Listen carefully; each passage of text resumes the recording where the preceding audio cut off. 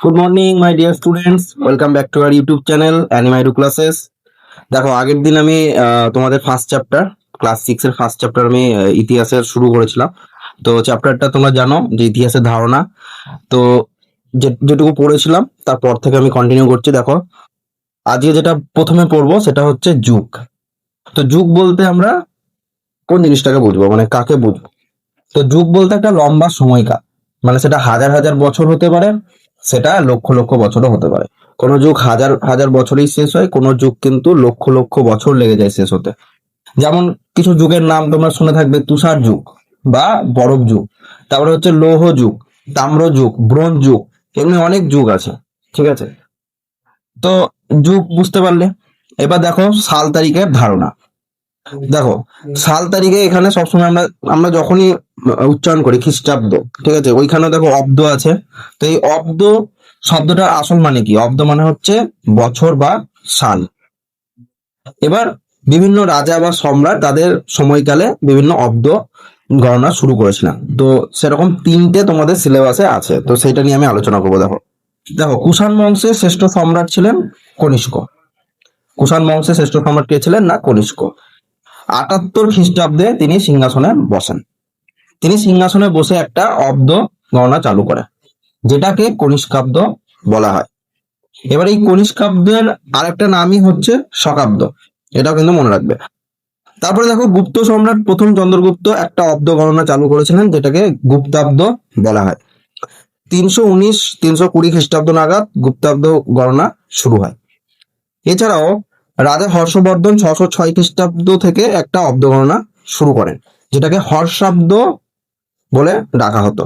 তো এই হচ্ছে তিনটে আমি অব্দ নিয়ে আলাদা আলাদা আলোচনা করলাম। এছাড়াও দেখো, তোমরা তোমাদের সিলেবাসে যেটা আছে খ্রিস্টাব্দ, এই খ্রিস্টপূর্বাব্দ আর খ্রিস্টাব্দ, এই দুটো শব্দ তোমরা প্রায় শুনছো। তো দেখো, খ্রিস্টপূর্বাব্দ ইংরেজিতে যাকে বলছে বিফোর ক্রাইস্ট, যেটা হচ্ছে যীশু খ্রিস্টের জন্মকালের আগের সময়কাল, মানে যীশু খ্রিস্টের আগের যা সময় ছিল সেইগুলোকে খ্রিস্টপূর্বাব্দ বা বিফোর ক্রাইস্ট বলে জানা হয়। আর খ্রিস্টাব্দ এডি মানে অ্যান্টি ডোমিনি। তো এখানে খ্রিস্টাব্দ বলতে আমরা বুঝবো কি যীশু খ্রিস্টের জন্মের পরবর্তী সময়কাল। এবার দেখো কিছু জিনিস আর একটু জেনে নাও, মানে যেমন হচ্ছে দশক বলতে আমরা কত বছরকে বুঝবো? 10 বছরকে। শতক বা শতাব্দী 100 বছরকে। আর সহস্রাব্দ বলতে আমরা বুঝবো 1000 বছর। ঠিক আছে, দেখো এবার আমরা জানবো ইতিহাস জানার উপাদান, মানে কোন কোন উপাদান বা কোন কোন বস্তু থেকে আমরা পুরোনো দিনের ঘটনা বা ইতিহাসটাকে জানতে পারবো। দেখো, ইতিহাস কেবল মাত্র বড় বড় যুদ্ধ বা রাজার কাহিনী নয়। ঠিক আছে, মানে ওই ঘটনা থেকেই যে ইতিহাস ওইটুকুই, সেরকম কিছু না। তো পুরোনো দিনের অনেক ঘর বাড়ি হতে পারে, মন্দির হতে পারে, মসজিদ হতে পারে, মূর্তি, এমনকি মাটির নিচে পাওয়া মুদ্রা, গয়না, বাসনপত্র, এগুলো থেকেও কিন্তু ইতিহাস জানা সম্ভব। পুরোনো দিনের এই যে বস্তুগুলোর কথা বললাম, এই বস্তুগুলোকেই প্রত্নবস্তু বা পুরা বস্তু বলা হয়।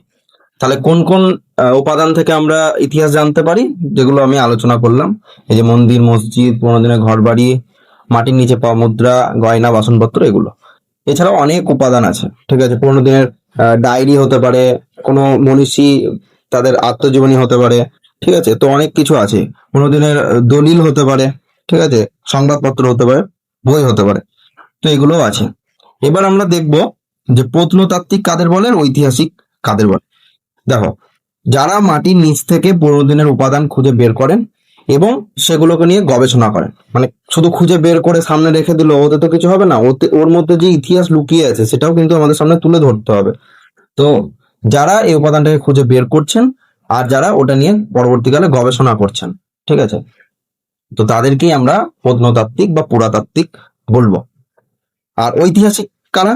না, প্রত্নতাত্ত্বিকরা যেগুলো খুঁজে পেলেন, ঠিক আছে, সেই খুঁজে পাওয়া উপাদানগুলো জুড়ে দিয়ে যারা অতীতের পূর্ণাঙ্গ ছবি বা কাহিনীটাকে আমাদের সামনে তুলে ধরছে বা তৈরি করছে, তারাই হচ্ছেন কে? না, ঐতিহাসিক। ঠিক আছে, তাহলে প্রত্নতাত্ত্বিক, ঐতিহাসিক, এরা কারা বোঝা গেল। আর দুটোর মধ্যে পার্থক্য তোমরা বুঝতে পারলে। দেখো, এবার পড়বো আমরা জাদুঘর, বা যাকে আমরা ইংরেজিতে কি নামে জানি? মিউজিয়াম। জাদুঘর কথাটা মানুষ ভুলে গেছে, মিউজিয়ামটাই বেশি ব্যবহার করে। তো মিউজিয়ামে কি রাখা থাকে তোমরা জানো? যে মাটির নিচ থেকে যেসব প্রত্ন বস্তুগুলো আছে সেগুলোকে যত্ন করে রাখা হয়। কি কি থাকে ওর মধ্যে? হারিয়ে যাওয়া কোনো বিশাল জন্তুর হাড় হতে পারে, রাজা রানী তাদের পোশাক আশাক হতে পারে, তারপরে হচ্ছে অস্ত্র শস্ত্র, রাজার যাতে করে যুদ্ধ করতো সেই অস্ত্র শস্ত্র, নানা রকম মূর্তি হতে পারে, ছবি, বইপত্র, হাবিজাবি অনেক কিছু কিন্তু জাদুঘরে রাখা থাকে। ঠিক আছে, দেখো ইতিহাসে যে উপাদানটা আমরা পড়লাম সেই উপাদানকে আমরা মোটামুটি দুটো ভাগে ভাগ করতে পারি। একটা হচ্ছে প্রত্নতাত্ত্বিক উপাদান, একটা হচ্ছে সাহিত্যিক উপাদান। দেখো প্রত্নতাত্ত্বিক উপাদান মানে বুঝতেই পারছো যে মাটি খুঁড়ে যেগুলো প্রাচীন বস্তু, লিপি, মুদ্রা হোক, আর যেগুলো স্থাপত্য ভাস্কর্য আছে সেগুলো কিন্তু প্রত্নতাত্ত্বিক উপাদানের মধ্যে পড়ছে। আর সাহিত্যিক উপাদান যদি দেখি তাহলে সেটা হচ্ছে সমকালীন সময়ে লেখা, বিভিন্ন লেখা হতে পারে বা বই হতে পারে, এগুলো হচ্ছে সাহিত্যিক উপাদান। এবার এই যে সাহিত্যিক উপাদান এটাকে আমরা মোটামুটি আবার দুটো ভাগে ভাগ করতেই পারি। দেখো দেশি উপাদান, এই দেশি সাহিত্য, আর হচ্ছে বিদেশি বিদেশি সাহিত্য। তো দেশি বলতে কি বুঝবো? আমাদের দেশের যারা লেখক মানে ভারতীয় লেখক তাদের লেখা, যেমন বৈদিক সাহিত্যগুলো হবে, মহাকাব্য, পুরাণ বা অন্যান্য যেসব আহ, মানে যারা আর কি লিখেছে অনেক কিছু, ঠিক আছে, ইতিহাস নিয়ে, তো তারা সেই লেখাগুলো হবে দেশি সাহিত্যের মধ্যে আসবে। আর বিদেশি সাহিত্য যদি দেখি, বিদেশি পর্যটক যারা আমাদের দেশে ঘুরতে এসেছিলেন বা ব্যবসা করতে এসেছিলেন, যাই উদ্দেশ্য থাকুক, সেই উদ্দেশ্যে এসে পর্যটকরা কি করেছে, আমাদের ভারত সম্পর্কে অনেক কিছু লিখেছেন পুরোনো দিনের ঘটনা নিয়ে। যেমন মেগাস্তিনিসের ইন্ডিকা যে বইটা আছে সেখানে অনেক ভারতীয় বিবরণ দেওয়া আছে। ফাইয়েন বা হিউয়েন সাং এর বর্ণনাতেও অনেক কিছু উল্লেখ করা আছে। এগুলো বিদেশি সাহিত্যের মধ্যে পড়ছে। আর দেখো দেশি সাহিত্যের মধ্যে বা দেশি লেখার মধ্যে বাণভট্টের লেখা হর্ষচরিত, হর্ষবর্ধনের আমলে ছিলেন বাণভট্ট। তো হর্ষবর্ধনের অনেক কিছু গুণকীর্তন বা গুণগান নিয়ে অনেক কিছু লিখেছেন বাণভট্ট। আর দেখো আরেকটা জিনিস দেখো, শিলালেখ। শিলার উপর যেগুলো লেখা হতো সেগুলো হচ্ছে শিলালেখ, মানে পাথরের উপর খোদাই করে করে যেগুলো লেখা হতো। ঠিক আছে, সেরকমই এক ধরনের শিলালেখ ছিল প্রশস্তি। প্রশস্তি আর কিছু না, প্রশস্তি শব্দের অর্থ হচ্ছে গুণগান করা। মানে আগে কি হতো, রাজাদের বিভিন্ন মানে ভালো দিকগুলো, ঠিক আছে, গুণকীর্তন গুলো ওই শিলাতে মানে খোদাই করে পাথরের উপর লেখা হতো। যেমন সমুদ্রগুপ্তের, গুপ্ত সম্রাট সমুদ্রগুপ্তের এলাহাবাদ প্রশস্তি, এই এলাহাবাদ প্রশস্তিতে সমুদ্রগুপ্ত সম্পর্কে অনেক কিছু লেখালেখি করা হয়েছে। ঠিক আছে, তো মোটামুটি এই চ্যাপ্টারটা এই পর্যন্তই। মানে আমি ফার্স্ট চ্যাপ্টারে তোমাদের পুরোটাই কমপ্লিট করে দিলাম। আশা করি ভিডিওটা সকলের ভালো লেগেছে।